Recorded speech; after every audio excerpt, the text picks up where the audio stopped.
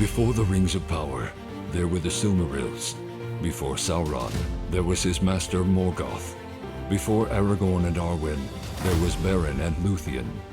Join us as we explore Tolkien and all the ages of Middle-earth with your hosts from theonering.com, Jonathan Watson and Michael Grumbine.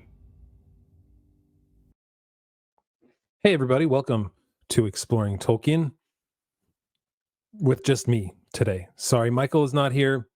We both have relatively large families. His is larger than mine, and there are more things that go on with him, and we found it difficult this week to get together. Even after I did have a family vacation, and I know we took a week off, and I know a lot of you are waiting for the completion of Tolkien's unfinished tale.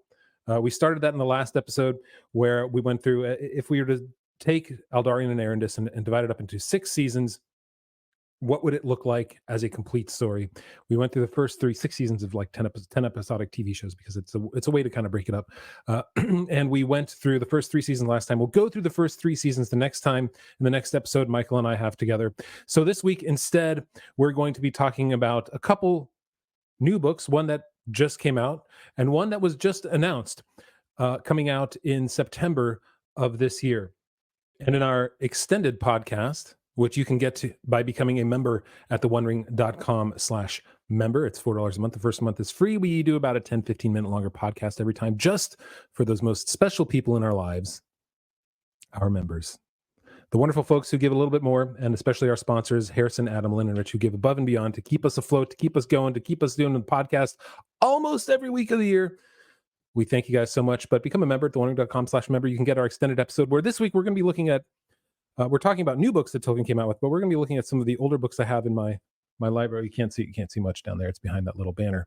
But my Tolkien library that I got, I got one from the 60s and one from the early 2000s when Tolkien fandom reached its zenith for the films, I guess you could say. Something kind of fun. So we'll take a look at that. We'll talk about that a little bit in our extended podcast. I'll give you a little hint here. If you can see this, sorry for you folks listening, but yeah, there you go. One of those books that I don't know if they do many of these kinds of books anymore, but we'll take a look at that. So join us there. But this is an extended podcast of what we like to call If You Like Tolkien. And so I thought we'd focus on a couple of books. The first book I want to take a look at is this here, the revised and expanded edition of Tolkien's letters that was published, I think it was November of last year. And just last month, I think the audiobook came out, the first audiobook for letters ever that came out. I got that. It sounds great. It's wonderful to listen to. You can go one letter at a time and not feel guilty by not finishing it. You can go through it over a full year or two if you wanted to, just to kind of listen to everything that Tolkien had to say in his letters. But it's revised and expanded, which means that there are 154 new letters or expansions to letters in this book that were originally removed just for length purposes, which is sort of silly. I mean, it's 50,000 words, Tolkien words that we could have had then, but we have now finally. I guess they thought that us Tolkien fans, we had our limits. We don't. We like big, thick books that Tolkien wrote. I think this one is, I want to say it's about, it's with the appendices, over 700 pages. Well worth it. And while of those 154 new letters and 154 new pieces, there wasn't anything new that was ground shaking or changed Middle-earth or what we knew about Tolkien so much. There's some pretty interesting items. And the first one I want to point out is from letter number 187. And this letter, I believe this was an expanded part, not necessarily a new letter, but they added a point that Tolkien makes about maps. So let me read this paragraph from the book. Maps take a great deal of time. It is, of course, impossible to make a map to an invented story. The story must be made to a map. That system I naturally adopted. And though inevitably some inconsistencies and inaccuracies crept in the course of a long labor constantly interrupted, needing adjustment either of text or map, the geography remains, I hope, basically sound. But there's a wide gap between a working map, rough if accurate in scales and distances, useful to a narrator to whom a dot is often enough without a name, and one drawn and lettered passably enough for reproduction. I just, that little bit, it focuses the idea that this world matter to him even more in a way than the story. In the same way that the language, right, all the different languages, Quenya, Sindarin, etc., how he created those languages before the characters were even formed, before the stories were revealed to him. The construction of the map is almost as important as the story. He made these maps before the world was like the maps determined the world. There's a famous quote that he came with, I think in a letter he wrote to his son Christopher, where he said, these maps are hell," or "this map is hell," when he was trying to create the map for the Lord of the Rings. And it shows that he was so dedicated to his work. He knew that he couldn't write the story. The story couldn't be finished without the map making sense. Time and space mattered. I mean, they were on a long journey, the fellowship. And you couldn't have them just walk long distances in a day, like some show on TV recently did with Elrond and Celebrimbor walking from Eregion to Khazad-dûm in like an afternoon, it seemed. It mattered. And what you see in a letter like that and in the rest of these letters is how much he dedicated the little things that we might see as little things. Whereas a lot of authors, they start with a story. He started with the world. He started with creating an entire cosmology, an entire language, an entire map before the story was even revealed to him. And I love that because it makes it more real. So speaking of languages, then there's another letter, a new letter. It's 293A, and this one gets into some details. It's short, but it talks about declensions in Quenya. Declensions in Quenya, and particularly of the words "Kyria," which means ship, and "lasse," which means leaf. And a declension, to be clear, it's the change that a noun or a pronoun or an adjective it undergoes in order to indicate its role in a sentence. Now, I'm not a linguist. I studied grammar and English in college, but some of this stuff is still a little bit foreign to me because I haven't used it in a long time. But that's what a declension is. And so while English doesn't have many declensions, Quenya, Sindarin did. And let me give an example of declension. So a pronoun like he, his, him, right? It refers to the same person, but the word is changed in order to indicate its role in the sentence. So like the subject, he is going to the store. If it's possessive, that's his cat. The cat is his. Or if it's objective, like she gave the cat to him. Those are all, could be the same, it refers to the same person, but its change indicates its role in the sentence.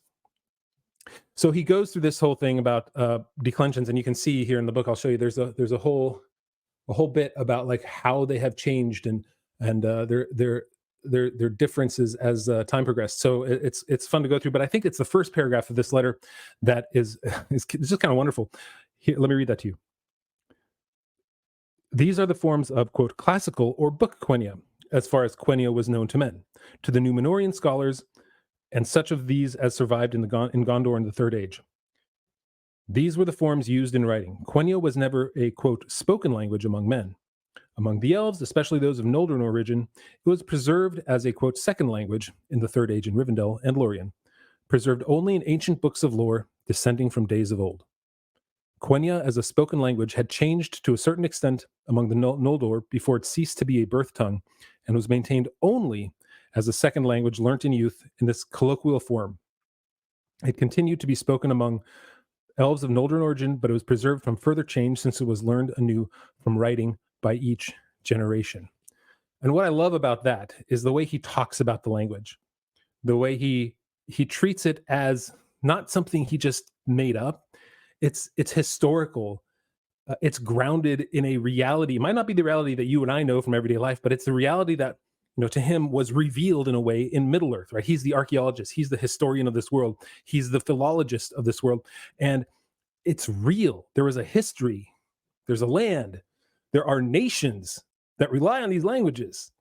There are people, right? They lead the people that were revealed through this language to him, that are involved with it. And that's why, right, this, just like the maps, that's why we find his worlds so engaging, is he took it so seriously. It wasn't a random hobby he had. He took it seriously. So we take it seriously when we read it. We understand that it has a foundation that's worthwhile. It's not just made up language. There's so many fantasy books where they make up some names. They add an apostrophe in it to make it sound, ancient or other languagey. But there's really no structure to it. There's no real language. He was a philologist first. He studied. He worked. I can't remember his exact title, but at the Oxford English Dictionary, because he knew languages. Right, that was his first love, and the language determines the world to him. Well, why does the word change? Well, because these things happened in history and these people took on this word and it changed over time in this way, right? That was important to him. And so because of that, there is a reality, there's a foundation, the details of that make this world so much more real than almost any other fiction book ever written. That going through a book like these letters of J.R.R. Tolkien show how much he actually cared for the world that he created and all those little details around it, the maps, the languages, everything. So I definitely recommend getting this book.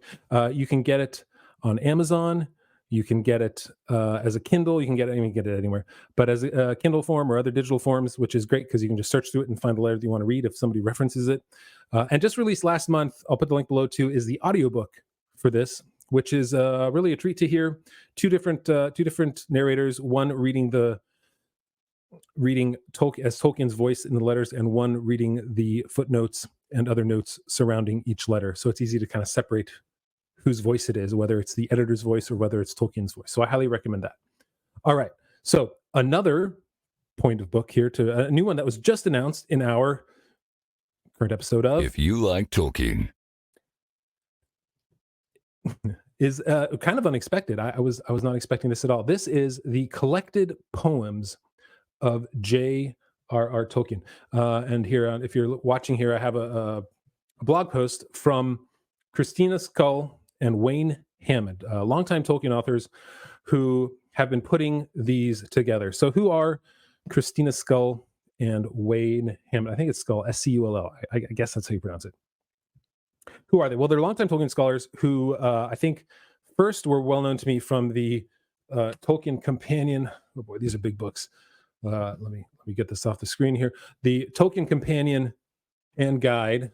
These are very, very large books here that go through there's a chronology which goes through everything that happened in Tolkien's life from day one to the end, and so you can kind of go through every year and everything that happened. And then there's the Companion, or the Reader's Guide.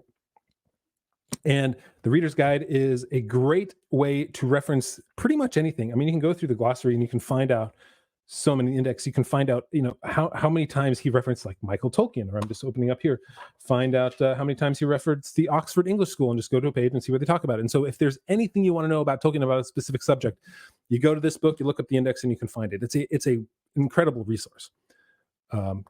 And they released it re-released it, I think, 2017, an expanded edition with I think they took the Reader's Guide and they expanded and they added more and added a second book. So it's 3 books now. It's like, geez, it's like $100. I'll post it below. Well worth your time. So they did this here. So they know their stuff. They went through everything. They referenced everything. They know their stuff. Secondly, I think the coolest thing that they did was in 2013, they discovered the poem Tolkien wrote in 1930, I want to say it was 35 or 36, Noel, and which we made a video of, read by Austin Robertson. It's great. I'll put the link below the two. There are going to be a lot of links below you guys are going to want to click on. It is a wonderful story. It's a wonderful poem of the birth of Christ at Christmas time. And that they found it, 40 years after he passed is wonderful. It probably my favorite Tolkien poem. We actually spent an entire episode last December talking about this poem too. So well worth your time to listen to that and to learn about the poem that they discovered. All right. So back to this new book. This here, when I read this, I initially thought, okay, well, it's just a collection of previously published poems, like the Fall of Numenor, right? That was it took already published information that we got from Unfinished Tales and his letters and the appendices to Return of the King and the histories of Middle Earth, and took them and put them in a chronological format all about Numenor and the fall of Numenor. That's what I thought this was going to be. No, it's not. This is actually a 3-volume box set of about 1,500 pages. And they started working on this in 2016 before Christopher Tolkien passed in 2020. And he focused, Christopher Tolkien, when they started this, he focused on what they called the early poems that Tolkien wrote before the 1930s. And I believe almost none of these are published. That it sounds like that in their blog post that you see right here. None of these are going to be published. And so Scully and Hammond, they had to go through,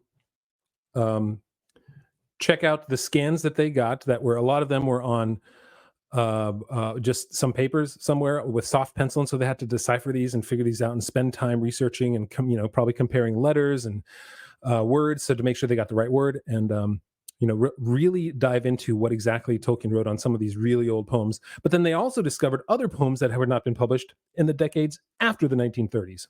So we're getting 50 years after his death, we are getting new Tolkien works like 50 years. It's hard to believe that, I thought when I finished reading Lord of the Rings and got into Silmarillion, like that was it. That was all we had for Tolkien. But no, we're still getting new works by him. And it's just such a wonderful thing. And it's a collected poems. It's not a complete poem. So for instance, it doesn't contain the entire legend of Sigurd and Gudrun, the entire Lays of Beleriand. What they said is they do include, quote, brief representative extracts in order to show in full Tolkien's development as a poet and diverse forms he did not use elsewhere. So while you don't get the entire Lay of Luthien, you will get excerpts that are indicative and why they're important in Tolkien's poetic opus here. And so it was, they were asked, why not put out a complete poems by Tolkien? And here's what they said. A number of factors, namely economies of production, ruled out a complete poems by Tolkien. Well, it's already 1,500 pages. How many more pages would it be if they tried to include all those long epic poems that he wrote and every other poem that's found in every other book? Nevertheless, the collected poems will include most of the verses Tolkien is known to have written, and for most of these, multiple versions which show their evolution. Now that's kind of cool, because as we know, Tolkien, he kept changing things. Galadriel, the character, kept changing as time progressed. Melkor kept changing. The dwarves, all these characters kept changing and changing as he kept revising, or in a way rediscovering who these characters were as the world was continually revealed to him anytime the muse struck him. Back to their quote. There are at least 240 discrete poems, depending on how one distinguishes titles and versions, presented in 195 entries and 5 appendices. This is important now. We have chosen not to include all of the 100 or so poems contained in The Hobbit and The Lord of the Rings, but have made a representative selection. Surely no one who reads the collected poems will not already have at least one copy of Tolkien's 2 most popular works. Yeah, if you're going to buy this book, you probably already read Lord of the Rings and The Hobbit, right? You've got them right in front of you. His longer poems, as we have said, will be presented as excerpts. The book will also include a long introduction to Tolkien as a poet, a brief chronology of his poetry, and a glossary of archaic, unusual, or unfamiliar words he used in his verse. That's great. And that last part is important, because there are some times where you read a work by somebody who's so well versed in a particular subject, like him and philology, him and the English language and the other languages that he studied. We may not know exactly what it is that he's referring to, because it's a word. It's kind of like the word doom. It doesn't mean death, destruction, the end of everything, or you're doomed to do it. It means a pronouncement of judgment. It has a different meaning then than it does really now when it's used colloquially. So I love that they're going to be not just giving us the poems, but talking about them and having some editorial content around it, describing it and helping us understand what it is that he wrote. Because, the goal in a book like this is to really understand Tolkien better. Unlike some others who try to write the novel Tolkien never wrote, Amazon, here they're actually publishing his real words 50 years later, spending the time doing the scholarly work necessary to recreate what was hard to read into a format that we can, easily digest. Now, I really hope, just like in the Tolkien Companion and Guide, which Can we just get a digital version of this? I'd love to be carrying this around in my, my phone or my laptop or wherever, so I can reference it. This is tough to throw in a backpack if I'm doing some work on Tolkien at a local coffee shop. So if we can get a digital version of both the Tolkien Companion and of the collected poems of J.R.R. Tolkien, I would be really appreciative of that. I think it's HarperCollins is publishing this. So HarperCollins, if you need any help, let me know. I'm here for you. We can make this happen. Let's get it digital. We get 2 new books in 50 years after he passed 1773. We get 2 new books by Tolkien, or with works by Tolkien that have never been published before. And it's almost unthinkable. Like I said, I thought that we were done with Tolkien when I finished Lord of the Rings and the Silmarillion, but no, there are still new things coming out that we can enjoy. And when you think of it, Tolkien in his lifetime, he really only published 3 books: The Hobbit, The Lord of the Rings, and The Adventures of Tom Bombadil. But writing was his passion. He didn't get any big money advances from publishing houses. He didn't write stories to sell movie treatments to make a big bucks. There was no social media he could get big on by writing some books. He wasn't going around and traveling the speaking circuit and getting paid $20,000 for every speech. That's not why he wrote. He wrote because the world was being revealed to him every day. The world that includes languages and maps and characters and stories. He was discovering it. He wasn't just like imagining random things and writing them down. Like when a thought struck him, right, he would write it down. He would write notes in the margins of letters and newspapers and free places on term papers, right? When he started The Hobbit, I think his line was there was a glorious white paper in the midst of him grading the term papers, and it just struck him to write down, "In a hole in the ground there lived a hobbit." And that's how he started, because writing was Tolkien. It was his passion. It was everything about him. He couldn't help but do it. And I think that we're still getting things, and thankfully we have people like Wayne Hammond and Christina Scull that are still doing the hard work in order to find everything that Tolkien left, all those little markings and all those little margins that are important to us Tolkien fans, that reveal new things about Middle-earth, that reveal new things about Tolkien, that make it richer and more enjoyable and deeper. I'm just so thankful that we have them. So if you want, there's no way to pre-order this right now that I can tell, but it comes out in September. These the collected poems of J.R.R. Tolkien. So far, it's only being published in the UK. You can always order it and have it here, but we'll of course talk about it when it does come out. And so I hope you enjoyed this little detour into If You Like Tolkien, where we talk about the things that Tolkien fans like us really love, getting deeper and deeper into Tolkien's world and his works and his words. We're going to go into our extended podcast now, which of course you can get by becoming a member at theonering.com/member. But you get access to our extended podcast where we'll talk about some of these unique books that I've gotten over the years, running theonering.com. And so, yeah, thanks to all of our members, and we'll see you on the other side. And since Michael's not here, I'm not going to say it, freeloaders. Sorry. We love you all.